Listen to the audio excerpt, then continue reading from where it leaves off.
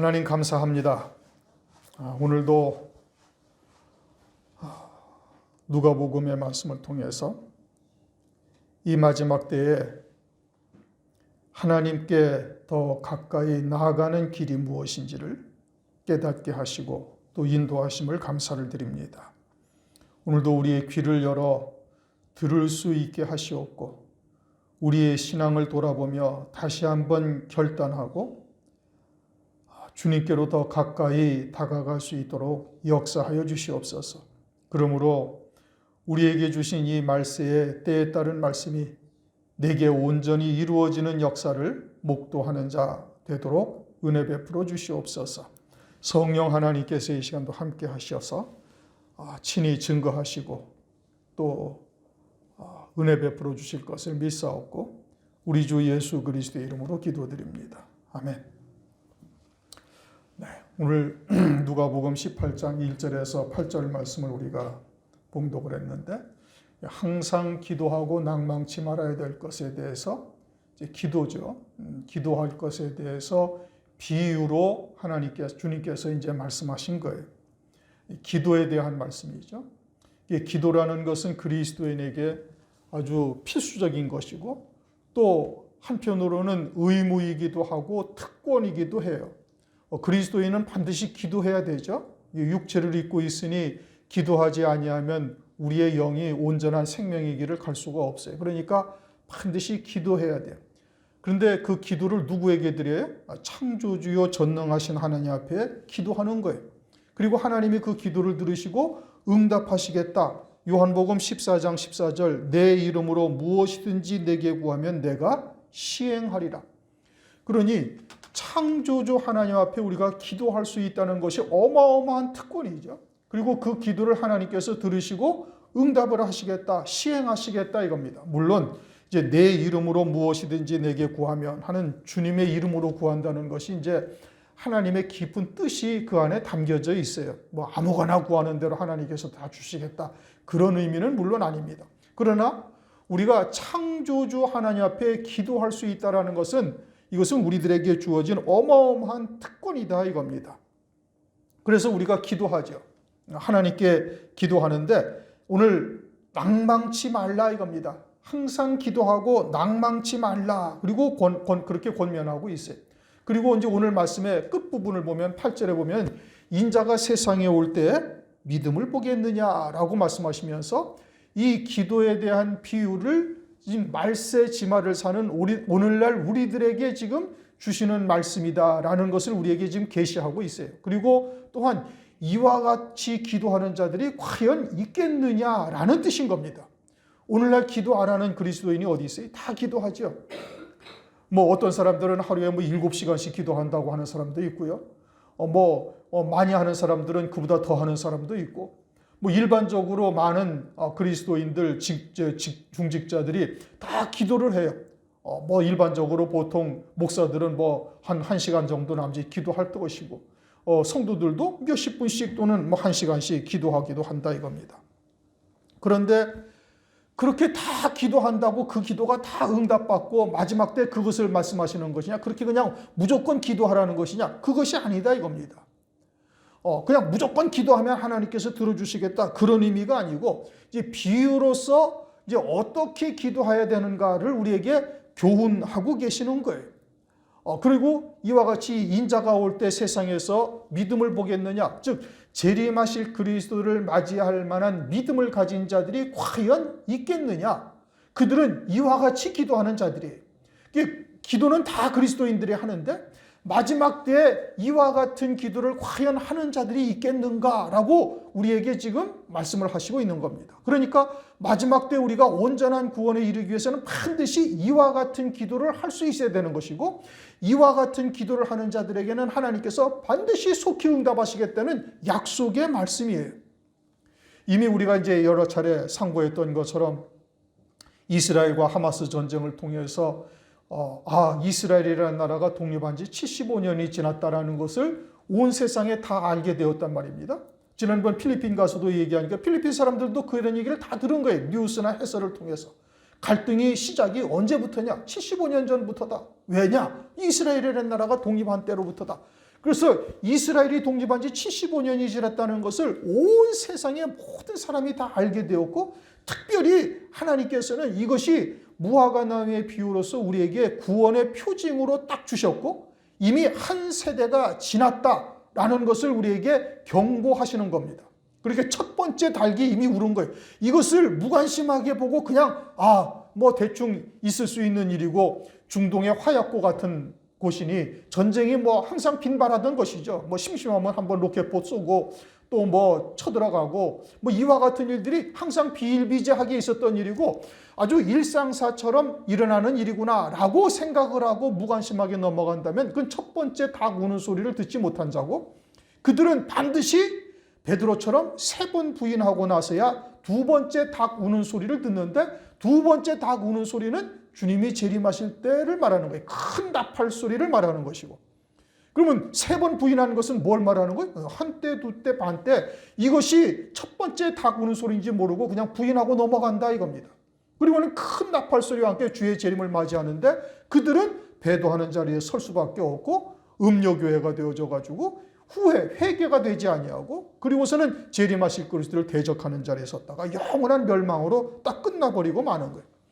그런데 그냥 오늘 말씀이 그냥 열심히 기도하고 주의 재림을 맞이할 때 열심히 기도하라, 그러면 간단해요. 그런데 그렇지 아니하고 비유로 말씀하셔요. 비유라는 것은 문자에 나타난 문자적인 의미 속에 담겨져 있는 다른 뜻이 있다 이겁니다. 그렇게 문자적으로 해석을 하면 그건 망하는 거예요. 그것은 하나님께서 주님께서 비유로 말씀하신 뜻을 전혀 깨닫지 못하는 자가 되는 거예요. 왜 주님께서 비유로 말씀하시느냐? 이제 이게 문제인 거예요.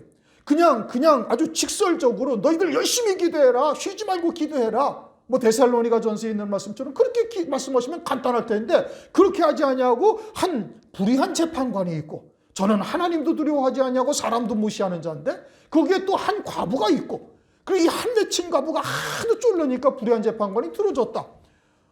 그리고는 인자가 올 때 이러한 믿음을 보겠느냐? 그러면 이 재판관이 서초동 재판관입니까? 법원에 있는 재판관? 아니란 말씀이에요. 그런데 서초동 재판관처럼 생각하고 이 말씀을 그렇게 해석을 해버리면 어떻게 되는 거예요? 이 비유로 말씀하신 뜻을 전혀 깨닫지 못하는 자고, 그는 깨닫지 못했으니까 주의 재림의 때 재림하실 그리스도를 맞이할 자가 돼요? 못 된다 이거예요. 이게 심각한 문제죠. 그러니까 이 비유가 무엇인지를 정확하게 깨달아야 우리가 그러한 우리의 신앙의 모습을 바라보고, 우리가 그와 같은 자리에 서서 하나님 앞에 아주 그냥 철야하며 기도하고 또 새벽에 기도하고 그렇게 하나님께 기도하면서 하나님의 주의 재림을 맞이할 신부의 신앙으로 설 것을 위해서 이것을 깨닫고 기도할 수가 있고, 그렇게 기도하는 자에게는 주님께서 어떻게 하신다는 건 속히 들어주시겠다 이겁니다. 7절 8절 말씀이 그거죠. 하물며 하나님께서 밤낮 부르짖는 택하신 자들의 원한을 풀어주지 아니하시겠느냐? 저희에게 오래 참으시겠느냐? 내가 너희에게 이르노니 속히 그 원한을 풀어주시리라. 그러나 인자가 올 때 세상에서 믿음을 보겠느냐? 그러나 인자가 올 때 과연 이 비유가 무엇인지를 깨닫고 이것처럼 기도하는 그와 같은 자들이 있겠는가? 그러나 이같이 기도하는 자라면 반드시 주의 재림을 그리스도의 신부로 기름 준비한 5 처녀와 같은 자리에서 맞이할 수 있는 은혜를 베풀어 주시는 거예요. 반드시 들어주시겠다는 거예요. 어떻게 기도하면? 이 비유를 깨닫고 이와 같이 기도하는 자가 되어지면 하나님께서 반드시 들어주시겠다 이겁니다. 1절을 다시 읽어보십시다. 항상 기도하고 낭망치 말아야 될 것을 저희에게 비유로 하여. 항상 기도하고 낭망치 말라 이겁니다. 우리는 인생을 살아가면서 여러 가지 어려운 난관, 해결할 수 없는 이와 같은 큰 환난, 고난 이런 것을 누구나 거의 다 겪습니다. 뭐 온실 속에 자라난 자들은 뭐 그렇지가 않겠죠. 지 부모가 엄청난 부자고 큰 기업을 가지고 있어서 일생 동안 망하지 아니하는 자가 되어지면 뭐 그렇지 않다고도 할 수 있어요. 그러나 그들도 나름대로의 다 역경이 있고 고난이 있고, 있는 자는 있는 자대로 없는 자는 없는 자대로 그러한 어려움을 겪어요. 뭐 사방에서 밀려 들어오기도 하고, 뭐 깊은 터널 같아서 그 끝이 보이지 아니하는 이와 같은 아주 어둡고 긴 터널 같은 고난의 때가 있어요. 그렇게 위기에 처했을 때 도무지 출구라고는 보이지 아니하는 때라 할지라도 우리에게 뭐라고 말씀하시? 항상 기도하고 낭망치 말라 이겁니다. 사면초가와 같은 상황이 우리에게 닥쳐왔다 할지라도 하늘은 우리에게 뚫려 있고 하늘에는 하나님이 계시고 그 하나님은 우리의 기도를 듣고 계시겠다 이겁니다. 불꽃 같은 눈동자로 우리를 지켜보시며 우리가 하는 기도를 반드시 들으시겠다 이겁니다. 그 하나님은 창조주요, 전능자요, 주권자가 되시는 거예요. 또 우리는 이제 예수 그리스도를 믿음으로 성령 하나님이 우리 안에 내주하고 계셔요. 그래서 말씀을 우리에게 깨닫게 하시고 말씀 안에 또 하나님의 뜻이 있으니 성삼위 하나님이 우리의 심령 속에 함께 하고 계시는 거예요. 그러니 그 하나님께 우리는 항상 기도할 수가 있어요. 그러니 기도할 수가 있으니 낭망치 말라. 그렇게 지금 말씀을 하고 계시는 겁니다. 그런데 이제 오늘 8절, 7절, 8절 말씀 보면 택하신 자들이다 이겁니다. 그렇게 기도할 수 있는 자들은 택하신 자들이고 택하신 자들의 기도는 하나님께서 반드시 들어주시겠다. 그렇게 말씀을 하셔요. 우리가 과연 택하심을 받은 자들이냐 아니냐에 대해서는 이제 여러 가지로 우리가 입증을 했어요. 마지막 때에 따른 말씀을 듣는 것 자체도 택하심을 받은 자죠. 노아의 때와 같다 또는 롯의 때와 같다 하신 이 마지막 때에 참된 아주 수정 같은 생명수의 말씀을 우리가 먹을 수 있다는 것은 그건 아주 어마어마한 하나님의 은총이요 택하심 받은 증거의 한 부분이기도 한 거예요. 그런데 또 오늘 말씀하시기를 비유로 이렇게 말씀하셨다 이겁니다. 그런데 이 비유라는 것은 이미 이제 말씀드린 것처럼 하나님께서 전하고자 하시는 뜻을 다른 사물을 통해서 우리에게 말씀해 주시고 있는 거예요. 그래서 그 비유 속에 담겨져 있는 하나님의 온전하신 뜻이 무엇인지를 깨닫는 자가 되어지면은 그것은 하나님의 택하신 자라는 증거예요. 마태복음 13장에 한번 찾아볼까요? 다시 한번 보세요. 정확하게 말씀을 보시기 위해서 마태복음 13장 10절, 11절, 13절까지 읽겠습니다. 10절, 11절, 12절, 13절 시작.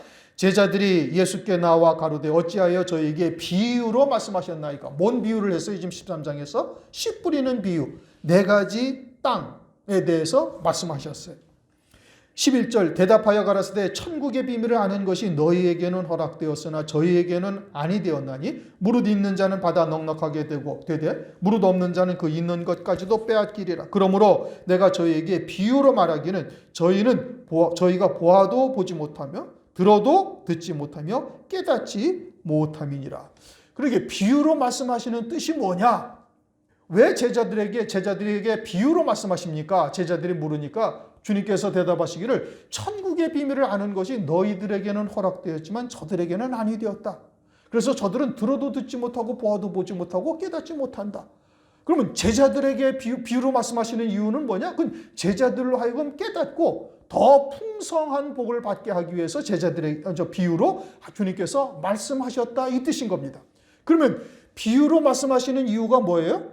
제자들은 듣고 더 영생의 열매를 풍성히 맺게 하기 위함이고 저들은 아예 들어도 듣지 못하고 보지 못하게 하기 위함이다. 그럼 저들은 누구예요? 하나님의 백성이기는 하지만 화인 맞은 자들이요 사람의 계명으로 하나님을 헛되이 경배하고 있는 혼잡한 말씀으로 살고 있는 자들인데 그들은 들어도 듣지 못하고 보아도 보지 못한다 이거예요.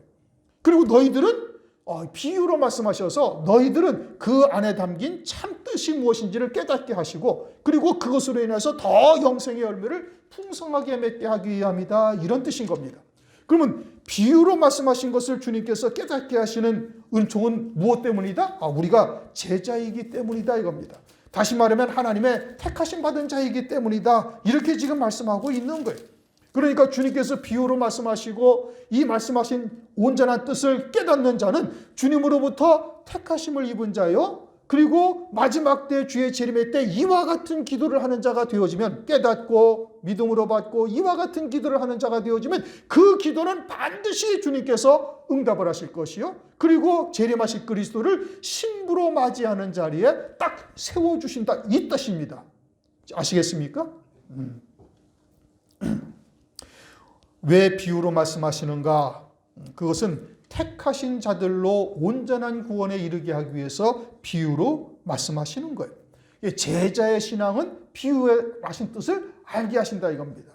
제자의 신앙이 무엇이냐는 이제 누가복음 12장, 14장에서 이미 우리가 한 서너 달 전에 우리가 상고를 했어요. 부모, 형제, 친척을 다 부정하는 것이어야 된다 이겁니다. 누가복음 14장 26절, 27절 자기의 십자가를 지고 내 뒤를 쫓지 아니하는 자는 제자가 될 수가 없다.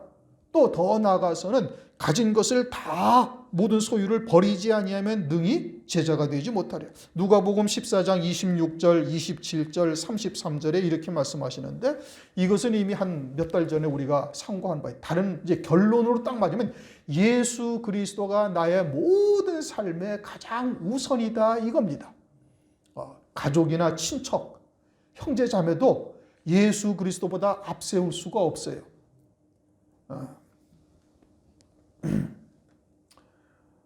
미국에서 방송을 들었잖아요. 그런데 내가 들을 때 일부러 이제 자기 부모에 대한 이야기를 한두 마디씩 했어요. 그러니까 딱 안 들어요. 왜요? 예수보다 자기 부모 형제가 훨씬 더 가깝다 이겁니다. 잘 들으셔야 돼요. 이것 때문에 실족해서 넘어지는 사람들도 많이 있다 이거예요. 부모 형제가 예수보다 우선인 거예요. 하나님의 말씀보다 자기의 육신의 관계 또는 재물 또는 기타 자기의 정과 욕심, 자기의 의지, 자기가 하고자 하는 바 이것이 예수보다 훨씬 앞서다. 그거는 앞서고 있다. 그건 제자가 될 수가 없고 마지막 때 구원받을 수가 없는 자가 되는 거예요.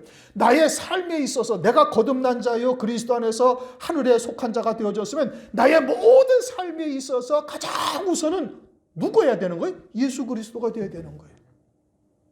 예수 그리스도가 나의 모든 삶의 가장 우선이 되어야 된다 이 뜻인 겁니다. 그럼 예수가 나의 모든 삶의 우선이 되어진 자가 되어지면 예배를 대하는 태도나 하나님께 헌신하는 헌신이나 모든 것에서 있어서 그 열매가 반드시 나타날 수밖에 없죠. 왜요? 그게 내 믿음으로 살고 있으니까. 그것이 제자가 될 수 있는 길이다라고 말하고 있는 거예요. 그런데 자기의 형제나 가족이나 이런 거에 대해서 한두 마디 들으니까 듣기가 싫은 거예요. 그건 예수보다 자기 현재 피부치가 더 훨씬 우선이다 이겁니다. 재물에 대해서 얘기하니까 시험에 들어서 나갔잖아요. 그건 재물이 하나님보다 나한테 더 우선이다 이거예요. 지금 마지막 때가 되어져서 예수께서 재림하실 때가 되어져 있는데 아니 부동산 가지고 있어봤자 그럼 뭐 할 거예요?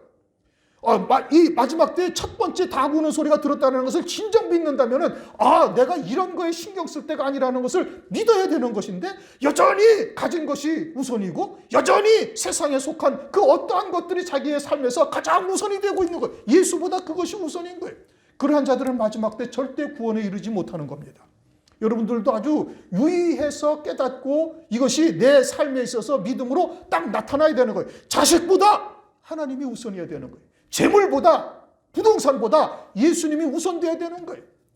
형제 자매보다 하나님이 더 우선이 되는 거예요. 내 의지보다 하나님의 뜻이 더 우선돼야 되는 거예요. 그게 제자의 신앙인 것이고 그래야 마지막 때 구원에 이를 수 있는 비밀을 듣고 비로소 하나님의 말씀을 쫓아 믿음으로 달려갈 수가 있는 거예요.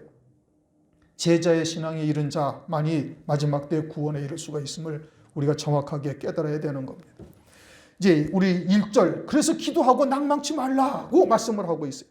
그러면서 이제 2절을 보니까 가랴사대 어떤 도시 하나님을 두려워하냐고 사람을 무시하는 한 재판관이 있는데 4절에 또 뭐라고 말씀하시느냐? 그가 얼마 동안 듣지 아니하다가 후에 속으로 생각하되 내가 하나님을 두려워하냐고 사람을 무시하나. 여기서 이제 도시라는 단어를 쓰셨죠. 이게 도시라는 헬라어가 폴리스라는 헬라어예요. 이것은 성읍 또는 성 이런 뜻입니다. 도시라고 번역이 되어져 있는데 본래의 의미는 그런 것이고 요한계시록 21장을 가면은 거룩한 성 예루살렘 할 때 그 성이라는 단어가 똑같은 단어예요. 큰 성 바벨론의 성도 역시 마찬가지의 의미이죠. 그러니까 여기 도시라는 것 이것이 헬라어로는 폴리스인데 이 성이라는 뜻은 무엇을 의미하는가? 그것은 교회를 의미하고 있는 거예요. 그러니까 교회 안에는 성도들이 있고 성도들의 영적인 문제, 교회 안에서의 영적인 문제, 하나님의 말씀을 받아 살고 있는 하나님의 백성들의 영적인 문제를 지금 비유로 우리에게 설명하고 계시다 이겁니다. 다른 이야기로 하면은 이것은 영에 관한 말씀이지 세상이나 육신에 관한 말씀이 아니다, 이런 의미예요. 그러니까 제자의 신앙이 아니면은 이와 같은 뜻을 전혀 깨닫지를 못하고 받아들이지를 못해. 아니, 그냥 도시의 재판관이라고 했으니까 도시의 재판관, 서초동에 있는 서울지방법원에 있는 재판관, 판사, 그들을 말하는 것이 아니냐. 그런 사람들은 못 듣는 거예요. 이해가 안 되는 거예요. 그리고 재림하실 그리스도를 맞이할 그 믿음의 자리에서 영원히 박탈되는 겁니다. 탈락하는 거예요. 신부로 절대 맞이할 수가 없어요. 왜 비유로 말씀하시는가? 그렇게 문자의 뜻이 아니란 말씀이에요. 문자 속에 담겨져 있는 하나님의 뜻이 무엇이냐를 깨닫게 하시기 위해서. 그리고 그것은 누구만 깨달아요? 제자의 신앙의 선자들만 깨닫는 거예요. 제자의 신앙은 어떤 자들이에요? 예수가 나의 모든 삶에 있어서 가장 우선이 된 자들, 즉 하늘에 속한 자요 성령 안에서 영으로 살고 있는 자들은 이것을 알아듣는 거예요. 그 신앙이 성숙한 신앙에 이르지는 못했다 할지라도 뭘 말씀하시는지를 안다입니다. 이해한다. 이게 영으로 깨닫는다, 이 뜻이에요. 그럼 여기서 도시에 있는 한 재판관이라는 것이 무엇을 말하는 것이냐? 도시라는 것은 교회, 지금 교회를 말하고 있다 이겁니다. 성읍, 교회를 말하고 있고, 교회 안에서 성도들을 말하는 것이요, 성도들의 영적인 문제를 지금 비유로서 우리에게 설명하고 있다 이겁니다. 그러니까 재판관이라는 것은 그러면 영적인 면에서 어떠한 부분을 우리에게 이야기를 하고 있는가? 그가 어떠하다는 거예요? 하나님을 두려워하냐고 사람을 무시하는 자다, 이 뜻인 겁니다. 하나님을 두려워하지 않고 사람을 무시하는 존재, 이건 영적인 면에서 지금 말씀하고 있는데, 그와 같이 하나님을 두려워하냐고 사람을 무시하는 존재는 육체를 말하는 겁니다. 우리의 육체예요.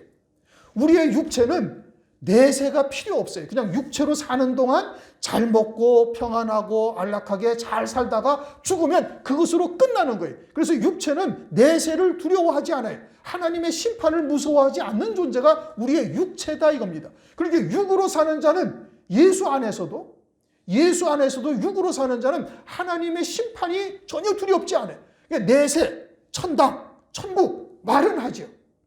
하나님의 나라 이야기는 해요. 그러나 하나님 나라에 초점이 맞추어진 삶을 사느냐? 전혀 그렇지 않다 이겁니다. 그것은 그냥 입에 달린 말이에요. 그냥 하는 말이에요. 예수를 믿으니까 예수님이 하나님 나라의 하나님이시고 하나님 보좌 우편에 부활하셔서 앉아 계시다니까 하나님 나라에 대한 이야기를 하고는 있지만 자기의 모든 초점은 하나님 나라에 맞추어져 있지 아니하고 이 땅의 것에만 맞추어져 있어요. 그렇게 육으로 사는 자들은 기도는 하나님의 나라가 어쩌고 저쩌고 천국을 말하고 있고 뭐 주님의 말세니까 주님의 재림에 대해서 말은 하고 있을지라도 그 신앙의 모든 초점은 어디에 맞추어져 있어요? 육신에 관한 것, 먹고 마시고 시집가고 장가가는 것, 세상에 속한 것, 어떻게 하면 부자가 될 것인가, 어떻게 하면 행복한 가정을 만들 것인가, 어떻게 하면 훌륭한 사람이 될 것인가, 모든 초점이 거기에만 맞추어져 있다 이 뜻인 겁니다. 육으로 사는 자죠. 육신은 하나님의 나라를 전혀 두려워하지 않아요. 그 다음에는 사람을 무시한다 이겁니다. 사람을 무시하는데 사람이라는 단어는 그 속에 하나님의 아들의 영이 있다 이 뜻이에요. 아들의 영이 그 속에 있는데 그 아들의 영이 어떠한 존재인지를 볼 수 있어야 되는데 육체로서는 그게 보여요? 안 보여요? 안 보인단 말이에요. 우리가 거듭난 자가 되어지고 영에 속한 자, 하늘에 속한 자가 되어졌을 때 다른 사람들의 영들을 볼 수가 있고 그 영이 어떠한 영광을 누릴 것인지 말씀을 통해서 확인해 갈 수가 있는데, 그런데 육신의 눈은 그 사람 속에 있는 영이 보이지 않아요. 그 영이 첫째 부활의 영광인지 아니면 사망과 음부에 떨어질 영인지 슬피 울며 평생 세세토록 이를 갈미 있을 어두운 데 쫓겨날 영인지 이게 분별이 돼요? 안 돼? 안 된다니까요. 음부와 낙원, 또 사망, 바다 이런 것이 분별이 되느냐? 분별이 안 된다 이거예요. 그러니까 그냥 무시해버리는 거예요. 그 영을 무시해버리는 거예요. 근데 그 영이 어떠한 존재예요?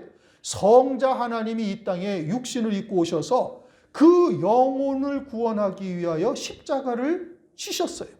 그 고통을, 그 영을 대신해서 그 십자가를 고통받은 어마어마한 존재인 거예요. 영원한 하나님의 생명이 그 안에 있다 이겁니다. 그런데 그것을 다 무시해버리는 거예요. 누가 그러는 거예요? 우리의 육체가 그러하다 이겁니다. 그렇게 불의한 재판관은 육체를 의미하고 있어요. 그런데 근데 왜 재판관이라는 단어를 하나님께서 주님께서 쓰셨는가? 그것은 내가 무엇을 행하고 결정하려고 할 때 그 최종적으로 그것을 판단하고 행동하는 존재는 누가 행동하는 거예요? 육체가 하는 거예요. 여러분 예배를 나오는데 영은 가고 싶어. 그런데 육체가 그게 싫은 거야. 그냥 좀 더 누워서 자고 편안하고 텔레비 오늘 영화 재미있는 거 해. 그 시간 맞춰서 그거 봐야 되는데 어쩌고 저쩌고 뭐 온갖 세상의 것들이 머릿속에 각장해서 육체가 가지 않아. 그러니까 최종적으로 예배를 가겠다 안 가겠다 판단은 누가 하는 거예요? 육체가 해야 되는 거예요. 내가 아무리 가고 싶고 새벽 기도를 나가고 싶어. 주의 재림의 때가 가까워지니까 이제는 내가 더 새벽 기도를 나가서 말씀을 듣고 하나님의 말씀으로 채워야 되고 또 하나님 앞에 간절히 기도해서 기름 준비한 처녀와 같은 자리에 서야 돼. 그러려면 새벽 기도에 나갔는데 새벽에 일어나는 것이 도통 힘들다 이겁니다. 어려운 거예요. 그러니까 막 육체가 결단하지 아니하면 새벽 기도도 나가지도 못해. 밤에 기도도 못해. 오늘부터 내가 1시간씩 30분씩 내가 성경을 읽어야지. 그런데 무영 그냥 소파에 누워서 뒹굴뒹굴 하다가 텔레비나 보다가 또는 뭐 핸드폰이나 만지작거리다가 그냥 시간 어영부영 보내고 마는 거예요. 육체가 판단하고 육체가 결단하고 육체가 행동에 나서지 아니면 아무것도 되지가 않는다 이겁니다. 그렇게 이 불의한 재판관은 누구를 말하는 거예요? 우리의 육체를 말하는 거예요. 반면에 이제 또 한 과부가 있죠. 그 도시에 한 과부가 있어 자주 그에게 가서 내 원수에 대한 원한을 풀어주소서 하되 이 과부가 나를 번거롭게 하니 내가 그 원한을 풀어주리라. 그러지 않으면 늘 와서 나를 괴롭게 하려. 3절 5절 이 과부가 있어요. 과부는 남편이 없는 자가 과부죠.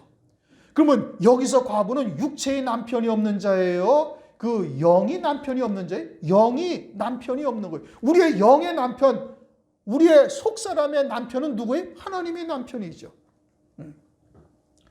예수님이 신랑으로 오신다고 그러잖아요. 성도는 남자나 여자나 또는 뭐 어린아이나 또는 늙은이나 다 그리스도의 신부가 되어져야 할 것을 성경은 말씀하고 있어요. 그러니까 영적으로는 우리가 주님을 신랑으로 모셔야 할 영적으로는 그와 같은 존재. 그래서 정결한 처녀로 세워지기까지 사도 바울이 이방인들을 그와 같이 세우고 그리스도에게 중매하겠다. 그렇게 말씀하고 있잖아요. 로마서 15장이나 고린도후서 11장에서 그렇게 말씀하고 있단 말이에요. 그러니까 이 과부라는 것은 영이 과부라는 것이고 영이 과부라는 것은 이제 이 마지막 때에 대한 말씀으로 한다면 신랑을 맞이할 수 있는 믿음의 열매를 맺고 있지 못하다는 것을 깨달은 거예요. 그러니까 과부지. 요한계시록 18장 7절을 보면 요한계시록 18장에서는 큰 성 바벨론 음녀교회 귀신의 처소 악한 영들이 모여있는 곳을 말씀하시면서 무너졌도다 무너졌도다 그렇게 내 백성아 너희는 거기서 나와서 그들의 죄에 참여하지 말라 이렇게 말씀하시잖아요. 그러면서 요한계시록 18장 7절을 보면 이 음녀가 나는 여왕으로 앉은 자요 과부가 아니라 이렇게 얘기해요. 그러면서 나는 애통을 당하지 아니하리라. 그러니까 마지막 때 주의 재림을 외면하고 적그리스도를 섬기며 짐승표를 받는 자들은 자기들이 과부라고 생각을 해요? 아니에요? 아니라는 말씀이에요. 아니라고 생각을 하는 거예요. 오늘날 여러분 거의 모든 교회가 다 우리는 예수님을 신부로 맞이할 자요 신랑으로 오시는 주님을 맞이할 수 있다라고 다 이야기를 합니다. 과부라는 거예요? 아니라는 거예요? 아니라는 거예요. 여러분들은 신랑으로 맞이할 자신이 있습니까? 아니지. 그러면 뭐예요? 그럼 과부지. 그러면 내가 지금 과부가 되었다는 것을 깨닫는 것 자체가 하나님의 은혜인 거예요. 우리가 지금 예수님을 모실 때가 다 됐는데 첫 번째 달리 우는 소리가 들었고 이제는 앞으로 5년 아니면 10년 아니면 15년 얼마나 있을지 모르지만 그렇게 긴 시간이 아니고 주의 말씀대로 적그리스도의 환란이 있을 것이고 그 환란이 있은 후 7년 후에 주님은 재림하실 것인데 과연 나는 예수님을 신부로 맞이할 수 있는 기름 준비한 처녀에 서 있는가 아닌가? 서 있다고 장담할 분이 있습니까 여기? 없어요. 그럼 과부지. 그게 과부인 거예요. 재림하실 그리스도의 합당한 믿음의 열매를 맺고 있지 못하다? 그럼 과부인 거예요. 그런데 다른 교회들은 과부라고 생각을 해요? 안 해? 안 한단 말이에요. 우리는 과부가 아니고 우리는 혈탄고 애통을 당하지 아니하리라. 환난 날에 절대 애통을 당하지 아니하리라고 장담하고 있다 이겁니다. 그러나 주님이 재림하실 때 재림하실 그리스도를 맞이할 수 있는 자는 누구라는 거예요? 나는 아주 한 맺힌 과부가 되어져서 주의 재림의 때 나는 탈락할 수가 있구나. 그러니 열심히 나는 하나님 앞에 나아가서 하나님의 은혜를 구하지 않으면 이것은 신부로 맞이하지 못하고 도리어 재림하실 그리스도를 대적할 자리에 설 수도 있다는 것을 아주 깨닫고 절박한 중심으로 하나님 앞에 나와서 기도하는 자가 이게 지금 한 맺힌 과부다 이 뜻인 겁니다. 그런데 누가 안 들어요? 육체가 안 듣는 거예요. 그러니까 막 계속 이 육체에게 다그치고 있는 거예요. 나는 지금 재림하실 그리스도를 맞이할 믿음이 되지 못했으니 새벽 기도도 나가야 되고 말씀을 또 읽어야 되고 말씀도 들어야 되고 그런데 육체가 그냥 나는 편안한 게 좋고 안락한 게 좋고 아이고 텔레비도 재미있는 것도 많이 하네. 텔레비도 봐야 되겠고 그리고 뭐 친구도 만나야 되겠고 온갖 세상에 잡다한 일이 너무 많은 거예요. 일도 많지요. 바쁘지요. 세상 일도 바빠, 회사 일도 바빠가지고 늦어가지고 뭐 정신 못 차리는 거예요. 그러니까 예배 드릴 시간도 없고 말씀 볼 시간도 없고 그저 뭐 그냥 어쩌다 한번 하나 성경 말씀 한 구절 읽어보는데 뭐 그것도 세상 것으로 머릿속에 꽉 차 있으니까 들어오지도 않고 그냥 검정 건 글씨고 하얀 건 여백이고 그러고 넘어가는 거예요. 읽어도 소용이 없는 거예요. 읽어도 읽는 게 아니죠. 그러니 새벽기도 나와야 되겠다 다짐하니까 계속 육체에다가 그것을 갖다가 막 생각을 하고 이제 육체를 쫓고자 하는 겁니다. 우리가 몸의 구성 요소가 영, 혼, 육이 있어요. 갈라디아서 5장을 보면 영, 혼, 육이 있어요. 성령으로 말미암아 로마서 14장을 한번 보십시다.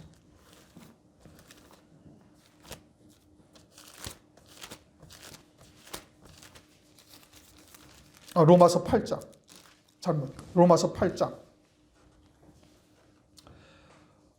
로마서 8장 16절 다 같이 읽습시다. 로마서 8장 16절. 성령이 친히 우리 영으로 더불어 우리가 하나님의 자녀인 것을 증거하시나니 성령이 우리에게 영이 있음을 깨닫게 하시고 그리스도를 영접하게 하시고 성령으로 거듭난 자가 되게 하셔가지고 우리의 영으로 하나님의 자녀가 된다라는 것을 깨닫게 하신다 이겁니다. 믿음으로 받게 하시는 거예요. 그래서 예수를 믿기 전에는 그냥 혼과 육이 하나가 되어져서 살아가는 거예요. 마음과 육체가 하나가 되어져서 살아간단 말이에요. 그러다가 그리스도를 믿고 성령 안에서 참된 말씀을 듣고 거듭난 자가 되어지니까 영이라는 것이 있고 그러니 우리의 영이 있고 혼과 육이 있음을 아는 거예요. 그런데 예수를 믿기 전에 또는 예수를 믿어도 온전히 거듭난 자가 되기 전에는 혼과 육이 하나가 되어져서 살아가요. 그러니까 자기의 생각과 육체가 일치를 이루어서 살아가고 있다 이겁니다. 그런데 그러다가 성령 안에서 거듭난 자가 되어지고 하늘에 속한 자와 하늘에 예비하신 영광과 아버지께서 이루시는 구원의 세계를 조금씩 보면서 영이 살아나고 영이 자라나면서 영이 혼과 육을 이끌어가는 자로 바뀌어져 가는 거예요. 그래서 예수가 나의 삶의 가장 우선이다라는 것은 영으로 사는 자다 이겁니다. 성령으로 인도함 받고 있는 자다 이겁니다. 그런데 이제 신앙이 어릴수록 혼이 어디에다가 붙어요? 혼이 육체에 자꾸 붙는 거예요. 그러니까 혼이 어디를 쫓아가야 되는데 혼이 영을 쫓아가야 되는데 혼이 영을 쫓아가지 못하고 혼이 육체에 자꾸 붙어서 살아가고 있어요. 이게 신앙이 어린 자죠. 그러다가 하나님의 말씀을 통해서 연단되고 또 하나님의 말씀을 통해서 깨닫고 믿음의 결단을 하고 그러면서 혼이 점진적으로 어디로 향해서 나아가요? 영을 향해서 나아가서 혼과 영이 일치가 되어지면 온전히 성숙한 그리스도인이 되어져서 이제 육체를 이제 스스로 통제하며 다스려 나갈 수가 있는 자가 되어져 간다 이겁니다. 그러면 영이 하나님의 뜻을 깨닫고 믿음으로 받고 그 영이 하나님의 뜻을 쫓아 달려가고자 하면서 계속 육체를 어떻게 하는 거예요? 육체를 귀찮게 만드는 거예요. 그게 지금 불의한 재판관이 내가 귀찮아서라도 나중에 들어주겠다라고 이야기를 하는 겁니다. 그런데 그렇게 영이 깨닫고 주의 재림의 때가 임박한 것을 깨닫고 그렇게 믿음의 결단을 하며 달려가고자 하는데 육체는 쫓지 아니하니까 자꾸 새벽기도 나가야 되고 내가 말씀을 읽어야 되고 또는 하나님 앞에 기도해야 되고 아무도 없더라도 그냥 저녁 때 내가 교회 번호 아니까 내려가서 단 10분이라도 20분이라도 하나님 앞에 막 부르짖어 기도하고 돌아오자라고 생각을 하면서 자꾸 육체를 귀찮게 하는 거예요. 그래도 육체가 듣지 아니하니까, 혼이 듣지 않으니까 어떻게? 이제는 내가 금식이라도 해야지, 이러지 않다가는 내가 하나님 앞에서 영원히 재림하실 그리스도를 맞이하지 못할 자가 될 수도 있겠다 생각을 하고 금식을 결단하며 나가니까 이제 육체가 괴롭죠. 그러니까 육체가 들어준다 이겁니다. 그게 불의한 재판관이 한 맺힌 과부의 기도를 들어준다 이 뜻이에요. 영이 어떻게 됐을 때? 영이 하나님의 뜻을 제대로 깨닫고 믿음으로 받아서 이제는 부단히 시대의 표적을 보고 주의 재림했다가 심히 가깝다는 것을 깨달으니 이러다가는 내가 짐승표를 안 받는 것은 안 받는 것은 고사하고 예비천은 고사하고 배도하는 자리에도 설 수도 있을 수 있다라는 것을 깨닫고는 경각심을 갖고 막 금식이라도 하면서 내가 하나님 앞에 부르짖지 아니하면 내가 탈락할 수도 있겠구나라는 경각심을 갖고 막 육체를 다그치니까 그때서야 육체가 이제 먹는 것 끊으면 육체가 괴롭지요. 그러니까 이제 그때서야 육체가 비로소 순종하며 불의한 재판관이 내가 귀찮아서라도 들어줘야 되겠다라고 응답을 하고 있다라는 뜻인 겁니다. 이 마지막 때 우리가 어떻게 기도를 해야 되는가를 이들을 통해서 우리에게 지금 이 비유를 통해서 우리에게 말씀하고 있는 거예요. 이 비유는 주의 재림의 때를 눈앞에 둔 하나님의 백성들에게 주시는 비유예요. 그러니까 이와 같은 기도를 할 수 있어야 재림하시는 그리스도를 맞이할 수 있는 자가 되게 하시고, 그리고 그러한 기도를 하는 자가 과연 이 마지막 때에 있겠는가? 왜요? 더 편해지잖아요. 세상은 더 안락해져요. 그리고 먹을 것, 입을 것, 마실 것으로 우리를 미혹하는 역사가 계속 보는 것마다, 눈에 보이는 것마다 다 그렇게 우리를 미혹하고 우리를 실족하게 하고 아주 말초적인 것을 자극해서 자꾸 우리의 생각이 육신에 속한 쪽으로 또는 세상에 속한 쪽으로 빠질 수밖에 없도록 세상은 우리에게 다가오고 있단 말이에요. 그러니까 이와 같은 신앙의 결단을 하지 않으면 재림하실 그리스도를 맞이할 수가 없다는 얘기예요. 그리고 이러한 결단을 하는 자가 있다면 어떻게 하겠다는 거예요? 반드시 그들의 기도를 하나님께서, 주님께서 들어주시겠다라고 말씀하고 있다 이 뜻인 겁니다. 마가복음 14장 38절 보면 이렇게 말씀하셔요. 마음에는 원이로되 육신이 약하도다. 겟세마네 동산에서 기도할 때 제자들을 보시고 하시는 말씀이에요. 졸고 있잖아요. 졸고 자고 있다 이거예요. 근데 실제 그 상황은 여러 차례 말씀드린 것처럼 제자들이 졸며 잘 상황이 아니라는 것을 알고 있어요. 지금 예수님은 이 밤이 지나면은 십자가 위에서 죽임당하실 것을 알고 있단 말이에요. 주님이 말씀하셨고. 그리고 주님은 여기서 돌 던진 만큼 거리에서 막 땀이 땅에 떨어지는 핏방울과 같이 간절하게 기도하고 있어요. 그러니까 제자들이 옆에서 코를 골며 잘 수 있는 상황이 아니에요. 제자들도 기도하고 있었단 말이에요. 그것을 기도하고 있는데 주님이 와서 보시니 이들은 잠꼬대 같은 기도를 하고 앉아 있는 거예요. 그냥 육신을 위해서 기도하고 있는 거예요. 3일 후에 부활의 영광과 하늘나라에서의 영생이 무엇인지를 모르고 그저 예수님이 이스라엘의 왕이 되셔가지고 우리도 3년 반 동안이나 주님의 뒤를 쫓아다니며 그 고생을 했는데, 그 핍박을 받으면서 그 고생을 했는데 우리도 뭔가 한 자리씩 하면서 좀 떵떵거리면서 한 생애를 좀 살아봐야 되지 않겠는가, 이 생각으로 머릿속에 꽉 차 있으니 그렇게 기도하고 있어요. 아버지께. 아버지요, 제발 주님이 하신 말씀대로 이루어지지 아니하고 이스라엘의 왕 다윗과 같은 왕이 되도록 해달라고 그 기도를 하고 앉아있다 이겁니다.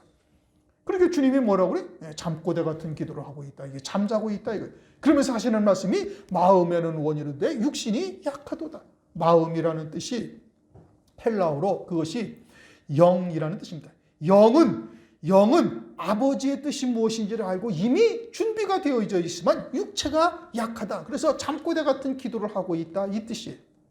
여러분들은 그런 기도를 하면은 아니 됩니다. 이제는 설령 그와 같은 것이 생각이 굴뚝 같을지라도 그것은 하나님께 기도해서 그와 같은 것을 말씀으로 물리치시고 그리고 하나님 앞에 온전한 기도를 부단히 할 수 있어야 되는 거예요. 그래야 이 한 맺힌 과부와 같은 믿음의 자리에 서는 자가 되어지는 겁니다. 우리가 어떻게 기도를 하고 있는가, 우리 스스로를 잘 돌아보셔야 되는 겁니다. 첫 번째 닭 우는 소리가 들렸다라는 것을 절대 가볍게 여러분 여기지 마셔요. 그러다가 여러분 큰 코 다칩니다. 아주 심각한 문제라는 것을 아주 절박하게 깨달아야 되는 거예요. 하나님께서 세상에 있는 것들을 가지고 우리들에게 경고하고 계시는 겁니다. 첫 번째 닭 우는 소리를 무시하고 넘어가는 자가 되어야지 반드시 큰 나팔 소리가 날 때 3번 부인하고 아주 땅을 치며 통곡할 일이 벌어지게 되어지는 거예요. 남들은 다 순교해서 올라갔는데 자신만 낙오되는 이와 같은 자리에 설 수가 있다 이겁니다. 한 맺힌 과부는 자신의 아들의 영이요 재림하실 그리스도를 신부로 맞이해야 한다는 것을 알고 있어요. 그러나 육체가 쫓지를 못하고 있어요. 그러니까 부단히 하나님 앞에 그것을 기도하는 겁니다. 그리고 자기를 복종시켜 나가는 거예요. 발걸음을 옮기는 거예요. 새벽에도 또는 낮에도 또는 밤에도 그와 같이 하나님 앞에 믿음의 결단을 하고 달려나가는 자인 겁니다. 그러하면 하나님께서 어떻게 하신다는 거예요? 하나님께서 6절 불의한 재판관에 말하는 것을 들으라. 하물며 하나님께서 그 밤낮 부르짖는 택하신 자들의 원한을 풀어주지 아니하시겠느냐? 저희에게 오래 참으시겠느냐? 내가 너희에게 이르노니 속히 그 원한을 풀어주시리라. 그러나 인자가 올 때 세상에서 이러한 믿음을 가진 자를 과연 볼 수 있겠는가? 그러한 믿음을 가진 자들이 별로 없다. 롯의 때와 같고 노아의 때와 같다 말씀하셨잖아요. 이사야서 17장을 보면은 감람나무 가지에 2-3개 달려있음과 같고 무성한 감람나무 가지 끝에 너덧개 남음과 같으리라 라고 말씀하고 있어요. 오늘날 우리들에게 하시는 말씀인 겁니다.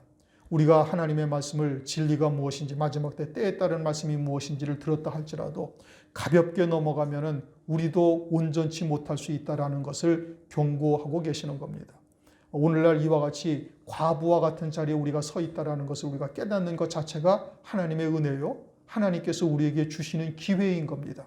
잘 새겨 들으시고 이제는 자기를 복종시켜서 이와 같은 주님의 뜻에 합당한 믿음의 기도의 자리에 설 수 있어야 되는 것이고 또 그와 같은 믿음의 자리에 섰음을 이제 몸으로서 나타낼 수 있어야 되는 거예요. 헌신하며 예배 참석하며 기도하며 기타 등등 모든 것에 한 맺힌 과부와 같은 간구를 드려야 되는 겁니다.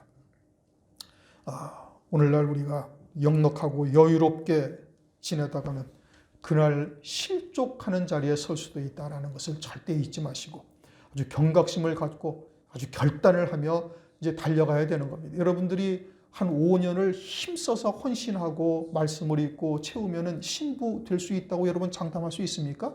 없죠. 없어요. 10년쯤 하면 신부의 신앙에 나는 설 수 있다라고 장담할 수 있나요? 그것도 어려운 겁니다. 그러면 어떻게 해야 되겠어요? 부단히 하나님께 은혜를 구하고 달려가야 되는 거예요. 한 맺힌 과부와 같은 기도를 우리가 할 수 있어야 되는 것이고 그러하면 하나님께서 어떻게 하시는 거예요? 반드시 응답을 하시겠다. 약속을 하신 거예요. 그러나 인자가 올 때 세상에서 이 같은 믿음을 가진 자들이 과연 있겠는가라고 말씀하시는 거예요.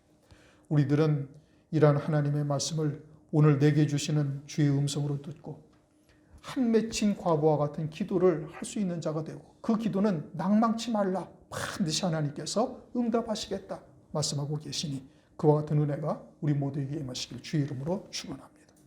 기도합니다. 하나님 아버지,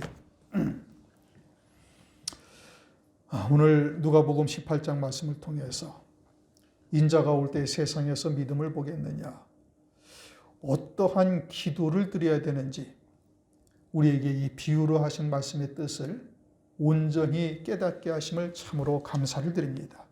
우선은 우리가 이와 같은 은혜에 택하심을 입었다는 증거인 것이고 어떻게 해야 온전한 생명의 길을 가는지를 깨닫게 하셨사온자 이제 다시 한번 우리의 신앙을 돌아보고 결단하고 말씀대로 달려가는 저희들 되도록 은혜 베풀어 주옵소서. 그러므로 인자가 올 때에 세상에서 믿음을 보겠느냐 하신 그 믿음이 우리 각자의 심령 속에 충만히 채워져 있기를 간절히 간구하고 예수 그리스도의 이름으로 기도드리옵나이다. 아멘.